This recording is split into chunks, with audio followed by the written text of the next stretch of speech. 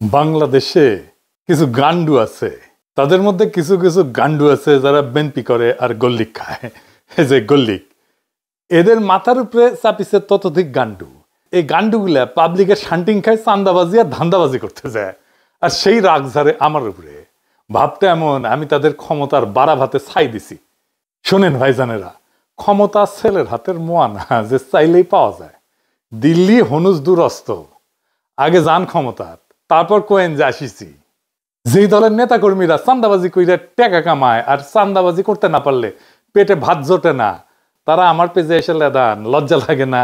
তারপরে আওয়ামী লীগের সাথে দল বেঁধে এসে লেদান। আমি কই নাই যে আপনারা চান্দা তুলে খান, আপনাদের দলের নেতাই কইছে। এই যে শুনেন, শান্টু শান্টু আপনাদের শান্টু মেরে দিছে, শুনেন। দল ক্ষমতা মেরেলে কিচ্ছু পাবেন না। এই কয়দিনে যা হয়েছে, গত এক বছরে ছোট ছোট চান্দাবাজি যা হয়েছে, এটা আমি হইতে দিছি। আমি কেন হইতে দিছি? এই জন্য দিছি যে 17 বছর আমার নেতা করবে কিছু খায় নাই। আপনাদের না বিন্দুমাত্র চক্ষু লজ্জা নাই, বিন্দুমাত্র কৃতজ্ঞতা বোধ নাই। যে পাতে খান সে পাতে হাগেন। 1975 15ই আগস্টে মুজিবরে ফুটা না করলে আপনাদের দলের জন্মই হইতো না। সেই 15ই আগস্টের বিপ্লবীদের বাঁচান নাই আপনারা। হাসিনা মামলা শুরু করেছিল, শেষ করতে পারেনি।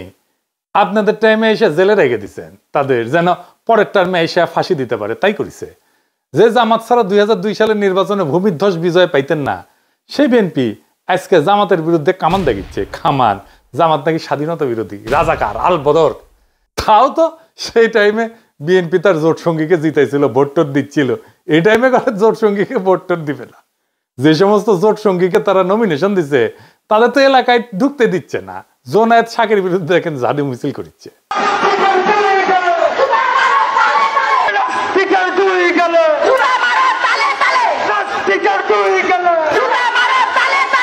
জোনায়েত শাকিরের নমিনেশন দিবে বিএনপি, তাই মানে তাতেই ওদের পুচ্ছে আগুন ধরে গেছে। নূরের পটুয়াখালীতে নমিনেশন দিয়েছিল বিএনপি, তারপরে নূর গেছে এলাকাত ক্যাম্পেইন করতে। এলাকায় বিএনপির নেতাকর্মীরা ওরে অবরুদ্ধ করে রাখছে। যতগুলো আসন বিএনপি তার জোট সঙ্গীদের দিবে না, সব কটাই একই ঘটনা ঘটবে, আর ওই আসনগুলাই হারবে বিএনপি। যাই হোক, যেটা নিয়ে আলাপ শুরু করবো কইছিলাম, কি ঘটিছে গত পরশু সেটা নিয়ে কথা বলি। কেন ওয়াকারের চোখে অশনি সংকেত দেখেছি আমি পরশুর ঘটনা, ক্যান্টনমেন্টে যেটা ঘটেছে। ঢাকা ক্যান্টনমেন্ট থেকে 46 ব্রিগেডের 8টা এপিসি মুভ করে জিয়া কলোনি থেকে বাইর হয় 11ই অক্টোবর রাতে 1:30 থেকে 2টার মধ্যে ঘটনাটা ঘটে। 4টা বাইর হয় আর 4টা বাইরে থেকে ভিতরে ঢোকে। এপিসি মানে জানেন তো, আর্মার্ড পার্সোনাল ক্যারিয়ারে, যে এটা এইগুলা এক একটা এপিসির সাথে 2টা করে জিপ বোঝাই সৈন্য ছিল। তার মানে একটা সময় 8টা এপিসি আর 16টা জিপ মুভ করেছে সিভিলিয়ান এলাকায় ক্যান্টনমেন্ট থেকে বাইরে হয়ে। শুধু এইটা না, একই সাথে এয়ার ডিফেন্স আর্টিলারির সামনে ট্রুপস ডিপ্লয় করা হয়েছিল। জড়ো হয়েছিল ট্রুপস, কি কামে আর্মি জানে। 2 নাম্বার, আর্মি চিফের বাসার সামনে এক্সট্রা ট্রুপ ডিপ্লয় করা হয়েছিল, স্বাভাবিকের চাইতে বেশি। কেন আর্মি জানে। 3 নাম্বার, ক্যান্টনমেন্টের রাস্তায় যে ব্যারিকেড থাকে না, দেখেছেন তো যাওয়ার সময় ব্যারিকেড থাকে, ও ব্যারিকেড গুলো সরাই ফেলা হয়েছিল। ব্যারিকেড সরানোর মানে হইতেছে যেন দ্রুত ট্রুপস এবং যানবাহন মুভ করতে পারে। এটা ছাড়া তো আর কোনো কারণ নাই।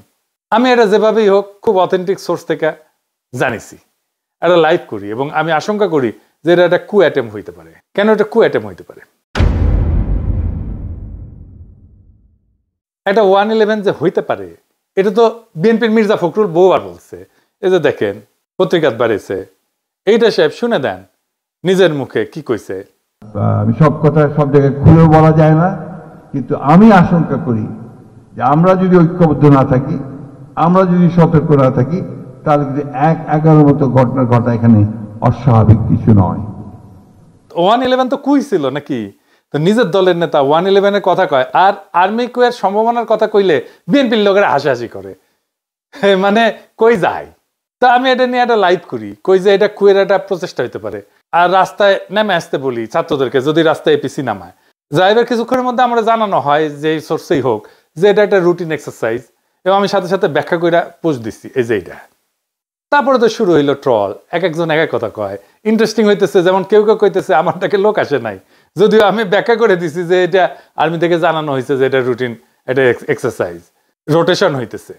তো কয় যে আমারটাকে লোক আসে নাই, তো ভালো কথা। আবার একই লোক আমারে কয় যে আমি মবস্টার, তা আমার কথায় যদি লোক না আসে তাহলে আমি মব কেমনে তৈরি করি? আর আমি যদি মবই তৈরি করি তাহলে আমার ডাকে লোক আসবে না, এটা কেমনে হয়? হ্যাঁ, আমার ডাকে লোক আসে নাকি আসে না সেটা তো প্রমাণ হবে রাজনৈতিক লড়াইয়ের মাঠে। আমি তো রাজনৈতিক দল করি না, আমার কোনো দল নাই। যাদের দল আছে তাদের ডাকে কেমন লোক আসে ওটা আমরা দেখেছি, ওই অ্যাডম আমরা দেখেছি গত 17 বছর। খালেদা জিয়ার বাড়ির সামনে বালু ট্রাক সরানোর লোক পাওয়া যায় নাই।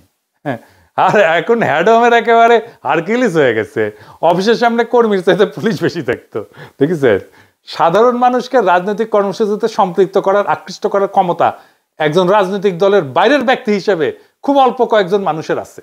খোদা তাআলার কৃপায় তার মধ্যে তালিকার নিচের দিকে হইলেও আমার নামটা থাকবে, একদম শেষ দিকে হইলেও থাকবে। কতদিন থাকবে জানি না, যতদিন সাধারণ মানুষের কথা বলবো ততদিন তো থাকবে আশা করা যায়। আর ওই শক্তি যখন মাঠে দেখাবো তখন ওই ঠাপের ব্যথা 1 সপ্তাহ যাবে না, কয়ে দিচ্ছি সব জাউরাগুলোকে। যাই হোক, এখন আসেন দেখি কু করতে কত সেনা লাগে।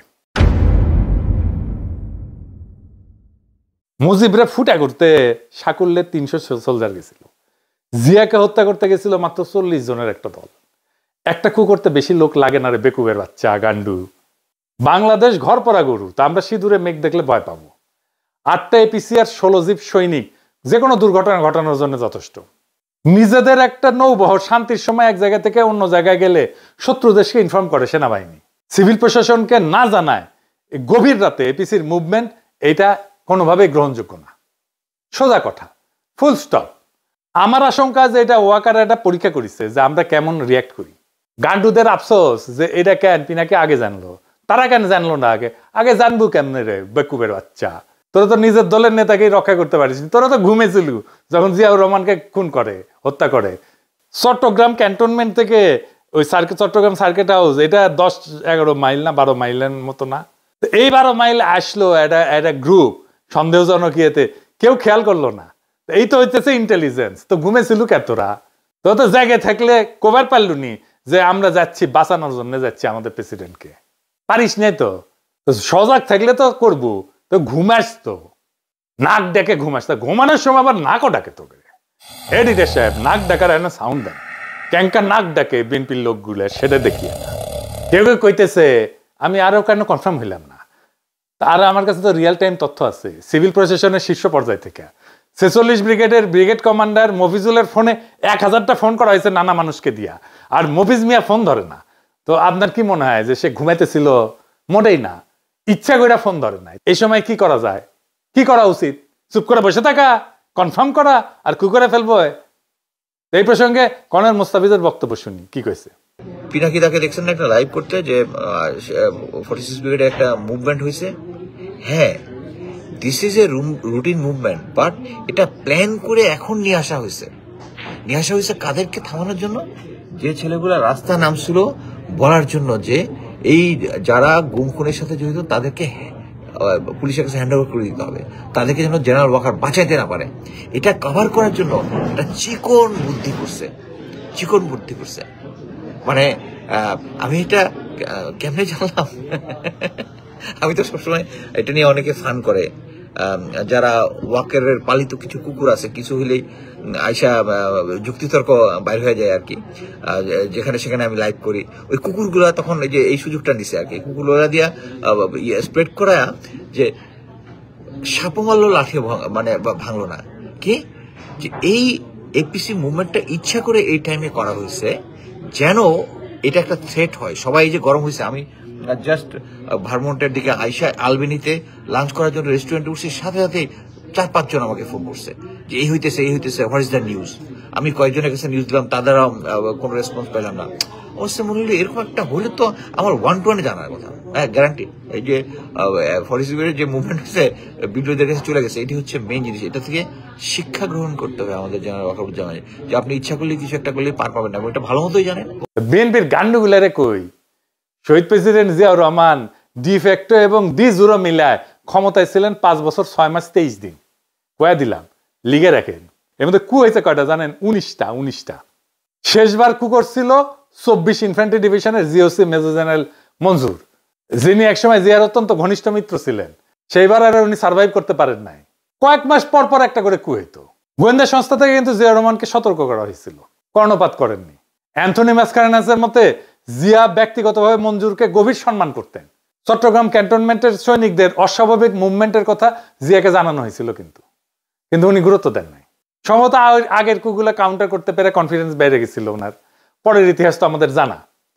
এরশাদের সময়ও কমপক্ষে 7টা কু হয়।